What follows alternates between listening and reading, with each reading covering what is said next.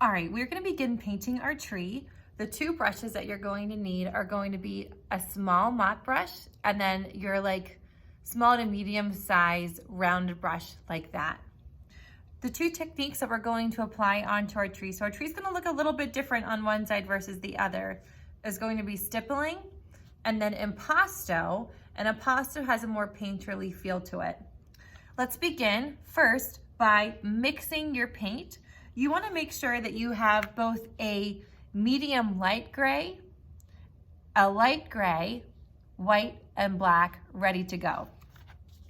Whenever you are painting something complicated, so we're gonna be looking at this tree on the right, you always want to squint your eyes whenever you're looking at the image. Squinting your eyes breaks down a complex image and simplifies everything to where it's more manageable. So whenever you're squinting your eyes, I want you to look for the mass value shapes, and we're looking for those dark value shapes first. You'll begin with your small mop brush, dip it into the water to where you're getting the brush slightly wet, and as always, we always paint dark to light. So we're gonna go into that darker middle light gray, load the brush on both sides, and then you guys are going to, once again, squint your eyes looking at your reference photo, and then begin tapping. I'm holding the brush up and down, and I'm tapping in those darker values and the shapes that I'm seeing in those darker values directly over top of my branches. So I want these stippling marks to go over top of some of the branches that I did yesterday. Notice that whenever I'm doing these darker value sections, I'm letting there be a little bit of light showing through, or the sky showing through every brush stroke. I'm not making solid globs or circles. I'm pressing lightly, it's like I'm pouncing up and down with my brush, and I'm still just putting in that dark middle gray value shapes in my composition.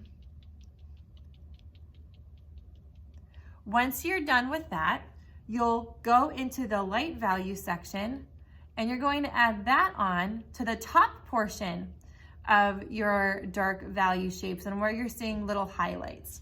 That's going to bring out the three-dimensionality or look of your tree. So once again, if you feel like, oh, my dark area is not dark enough, you can always go back and stipple in some darker values, especially down here at the bottom of this tree. It gets really dark with these little leaves down here. So you can press nice and lightly to put that in.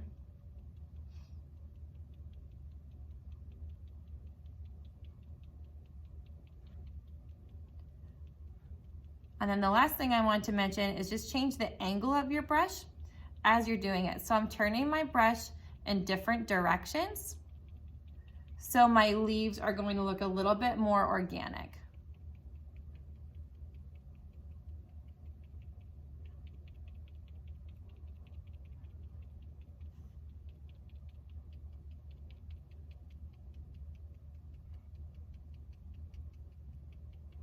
And you want the leaves to go all the way out to the edge of your branches.